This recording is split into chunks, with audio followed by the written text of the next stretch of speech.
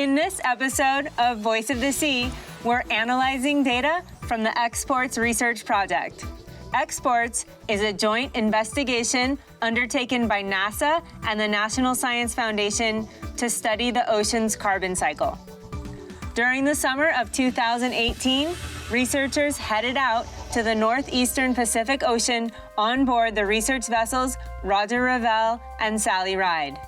The goal was to collect data about water chemistry, currents, and organisms in order to better understand the ocean's food web and how carbon-containing material makes its way from the surface to the deep sea.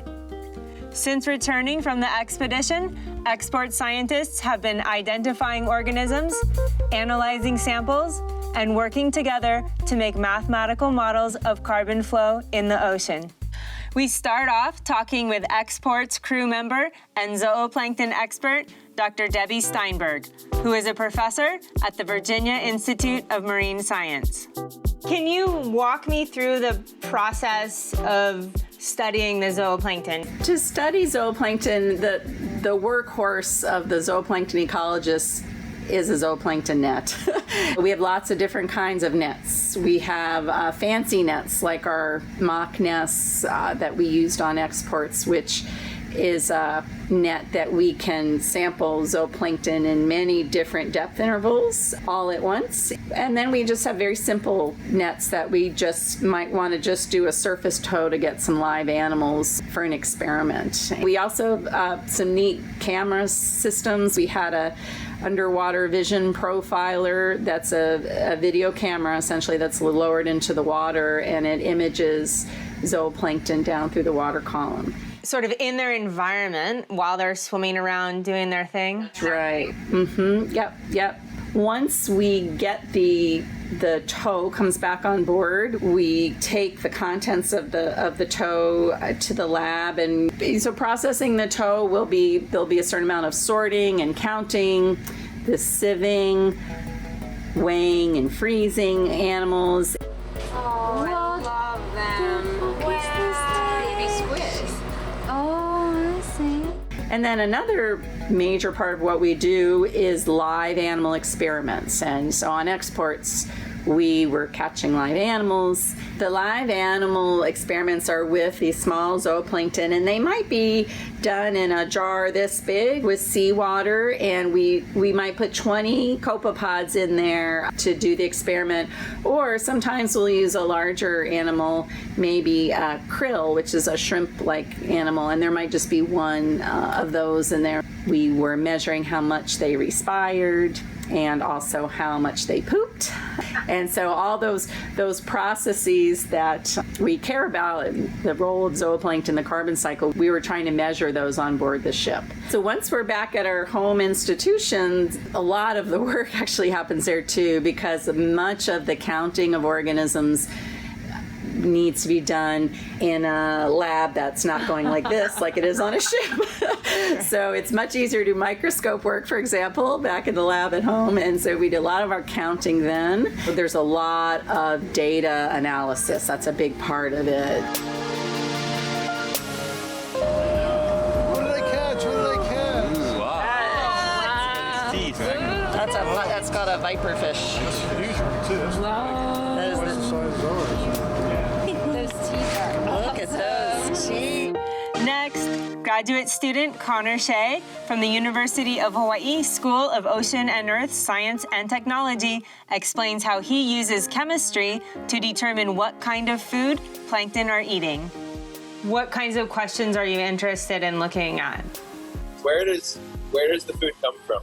For a lot of different ecosystems, these dietary sources are really important. For instance, when you look at survival of different populations of salmon in the Pacific and the Atlantic, what their primary forage source is going to change their fitness and their ability to get home and reproduce. And you can use isotopes to track changes in dietary sources. And you can also use isotopes to learn a lot about animal movement. What my job looks like is I take this ground up plankton material, I do some chemistry, which basically consists of first extracting the amino acids. We have this raw biological material, and we need to pull these specific amino acids out of it because that's what we're interested in analyzing. And then I'll go ahead and purify those and get rid of sugars and polyamines and any sort of junk that we don't want in there to try and get it as pure as we can. And then we do what's called a derivatization, where we just change the chemistry of the amino acids just a little bit. We tweak it so that they play well in our instruments, and our analysis goes a little bit more smoothly. And we're seeing that the base of the food web is composed of much smaller particles than we expected. These larger particles are generally thought to be kind of energy rich. They're sinking quickly, and so they haven't had a lot of time to be worked over by microbes. And so you assume that these are going to be the important dietary sources, especially for larger zooplankton.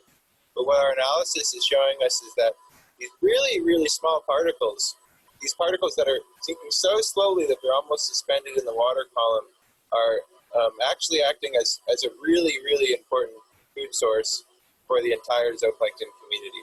It's like having a banquet of 100 people, and you're watching the food come in, and you just see one turkey show up on the table. And then everyone leaves the banquet hall like totally stuffed. And you're like, how did all these people get full on just one turkey, right? Sometimes we have this problem where we don't see a lot of material coming into this community, but yet there's all this activity down there. So the question is, okay, where is this material coming from? These suspended particles, you can imagine, have probably been hanging around for a while. They're not sinking particularly fast. And so they've been worked over by microbes for a long time. And that is one of the things that our analyses tell us. When these microbes act upon the suspended particles, they change the chemistry of that. They change the isotopic ratios in these particles, so we can see that.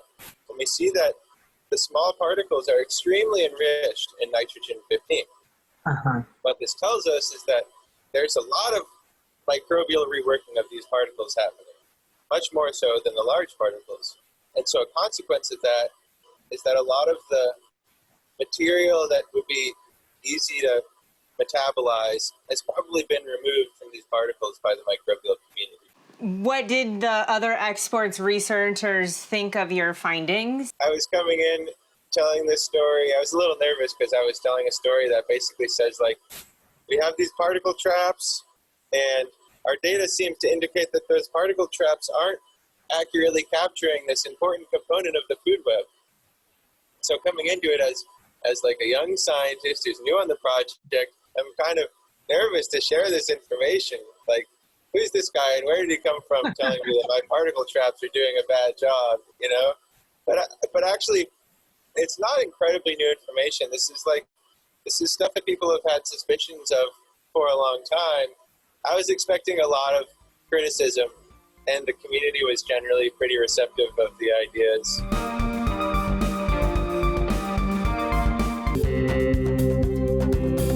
The University of Hawaii's Sea Grant College program focused on Hawaii's coasts and its communities through sustainable development, safe seafood supply, sustainable coastal tourism, hazard resilience, and healthy coastal ecosystems. Hawaii's Sea Grant.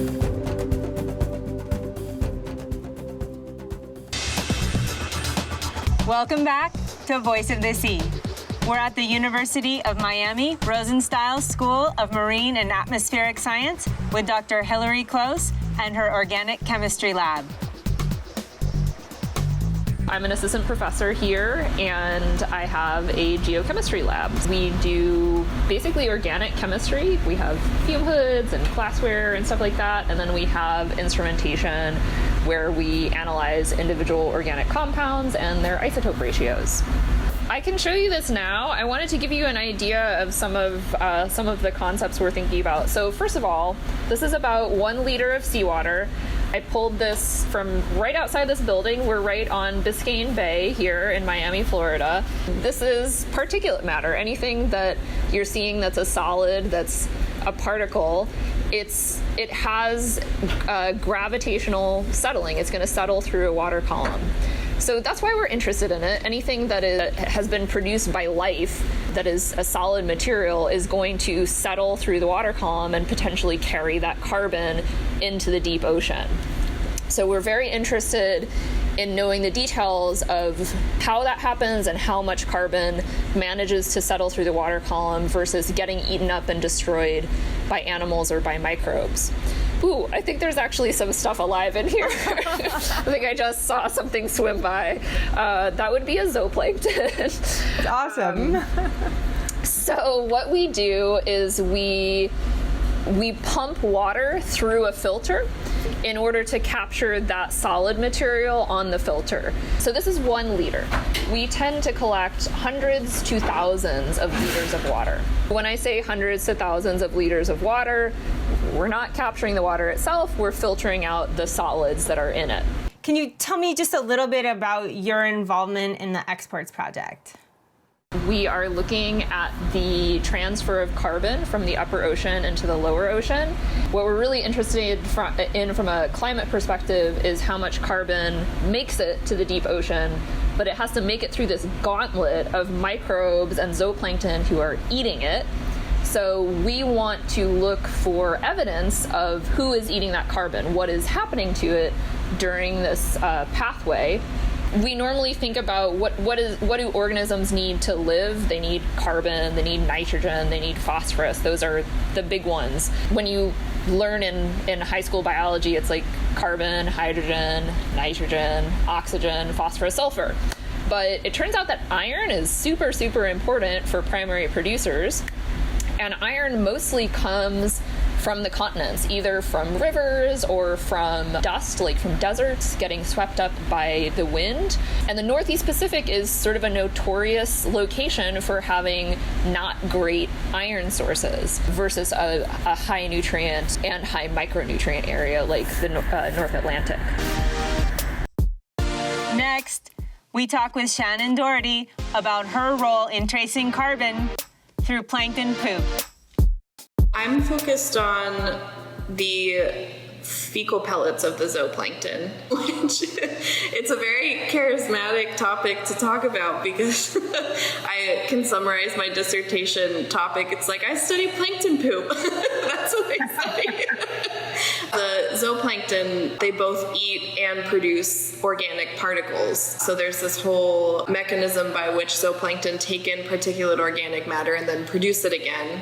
And when they digest it, it changes it chemically. So it's part of the particulate organic cycling in the ocean. Zooplankton are kind of the mechanism. And so how are you studying what zooplankton do to their food and how they digest it and poop it out? We have the three pieces of the puzzle, so the particles themselves, and then we have zooplankton bodies, so their biomass. And exports, the 2 zooplankton that we have that were really abundant there were salps, which are these like bags of jelly basically with an intestinal system, and amphipods, which are these little crustacean-y, they look like baby shrimp.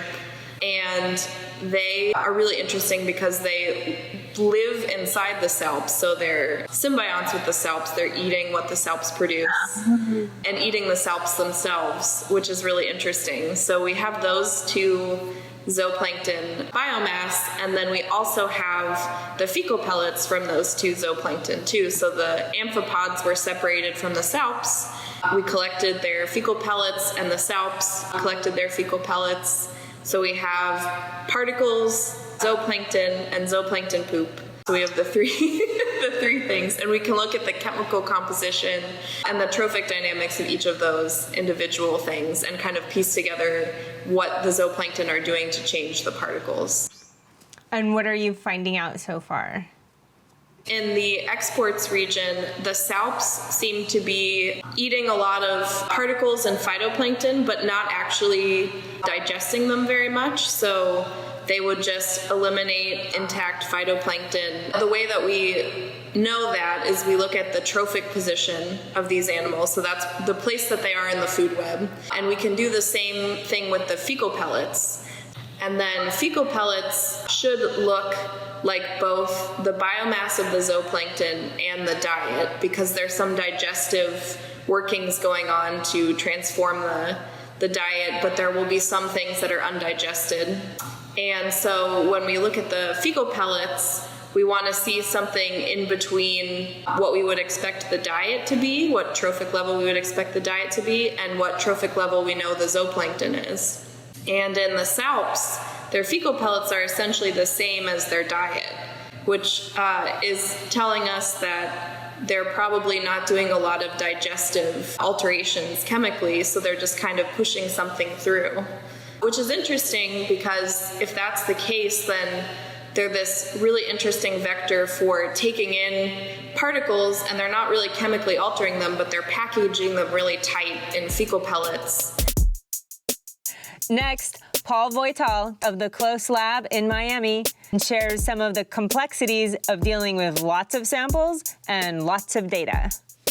I've been mostly working on sample processing and sample analysis, as well as working on data analysis. Everything that has lived and will live on Earth probably depends on proteins and amino acids, and so trying to understand how those change is what we're trying to look at. My background is in chemistry. I like to understand these types of processes. Hilary and I just had a meeting. We were just talking about the fact that we have way more samples than I alone, or she and I, or we have 2 other grad students and our lab technician.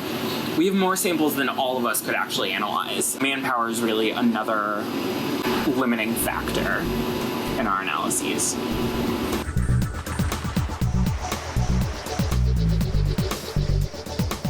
We are looking for a few heroes, mentors, trailblazers, innovators, a passion to change lives, spark curiosity, open hearts, and awaken minds, help students answer the question, who am I? This could be your calling, but this is no job. It's the journey of a lifetime. Be a hero. Be a teacher. Welcome back to Voice of the Sea. We're at the University of Hawaii in the Biogeochemical Stable Isotope Facility with Dr. Brian Pope, learning about the role of carbon cycling in the ocean food web. We found that below around 200 meters, most of the particles that form the base of the zooplankton food web are really tiny particles that have been altered by microbes, significantly altered by microbes. And it was a real surprise. It's like going to a luau. If you're first in line, you get a good choice of what to eat. But if you're last in line, maybe all that's left are the things that nobody else wanted to eat. And we're seeing that in the deep ocean. The stuff that's easily digestible seems to be eaten by zooplankton that are living shallower in the ocean. And those that are living really deep are relying on sort of the dregs. It's what's left over and what microbes have been consuming, partially consuming. So they tend to be altered, and they tend to be really, really tiny, on the order of 1 to 5 micron particles. We would like an understanding of the carbon cycle in the next 10, 20, 100 years, 75 years. So really that time scale. So sequestration of carbon in the deep ocean is significant on that time scale, because the circulation time of the ocean is on the order of many hundreds to 1,000 years. We're looking at the changes we can expect in the next 50 years. That's significant. And that's something we would like a better handle on, so we can urge people to make changes tomorrow, today. So what you're saying is that understanding how much carbon the ocean can take up in, say, the next 20, 50, 100 years will inform our understanding of what's going to happen in terms of our atmospheric carbon dioxide and its effect on our global temperatures? Yes, that's really mainly what we're after, because there's a lot more total carbon in the ocean than in the atmosphere. The atmosphere is a small portion of the carbon budget, but it's really, really important in terms of the temperatures on Earth because of its greenhouse gas effect. Next, Dr. Munso Rokaya. Munso Rokaya. Martí, yeah, without a final N. Martí, yeah. At the Woods Hole Oceanographic Institution in Massachusetts, discusses her role in using naturally occurring radioactivity to trace the flow of carbon, and how she is working to combine her data with other researchers in the Exports project. I'm a postdoctoral investigator at the Woods Hole Oceanographic Institution. I am part of the Café Thorium team, and we are interested in these radioactive elements such as thorium-234, polonium-210, which gives us information about other elements and processes that we are interested in. For example, this sinking of particles in the water column that regulates the climate too. So that's a really big important question that we have. The data that we are obtaining, it's really powerful. We were at sea for long enough, 1 month, that we can see the evolution and we can disentangle the spatial variability from the temporal variability. That's what we are working on. This is not quite common, right? To have this opportunity to go at sea for such a long time, so many people being involved, different groups, looking at the same processes, but from different perspectives, the chemists, the physicists, the biologists. So that's a really big opportunity. I was very excited to be part of this team and also learning from each other's work and seeing all this new technology that we deployed. Finally, Exports lead researcher Dr. David Siegel at the University of California, Santa Barbara shows us what to expect in the upcoming Atlantic leg of the Exports research project. What we saw was a situation that was much more animal mediated. In the Atlantic, we think because there's such strong vertical currents that can drive small-scale blooming events, that we do expect to see more of the nutrients driving phytoplankton growth, driving excess production that's just got to go someplace when it makes sinking aggregates that sink. The North Pacific, was supposed to be boring. The currents were teeny-weeny. The fluxes were going to be pretty small. I mean, we all knew that coming in. And we found that in the first part of the experiment, it was driven by salps. The second part of the experiment was not. The third part, salps came back, but the total fluxes were indistinguishable across those periods. So we have a largely animal-mediated flux production system that was invariant in time, which makes absolutely no sense. Half the time we didn't see them. They just disappeared. And how they live and all that sort of life cycle stuff, it makes it hard to be a modeler. When salps make their fecal particles, when they make their poops are huge. They filter huge amounts of seawater, and they have these feeding apparatuses that let them take very, very small phytoplankton and bacteria up to very large things. And they're able to eat anything. And they make poops that sink like rockets. They sink at 1,000 meters a day. It's quite remarkable. Exports scientists will head to the Atlantic for comparison studies in spring of 2021. All Exports data will be made publicly available online. Follow us on social media at Voice of the Sea TV. Learn more and watch episodes online at voiceofthesea.org. Mahalo for watching Voice of the Sea. Exploring Our Fluid Earth is the dynamic curriculum developed by the University of Hawaii's Curriculum Research and Development Group. The award-winning Fluid Earth and Living Ocean textbooks are now interactive and online. New activities, updated content, and a teacher community. Exploring Our Fluid Earth is now freely available. Find out more at exploringourfluidearth.org.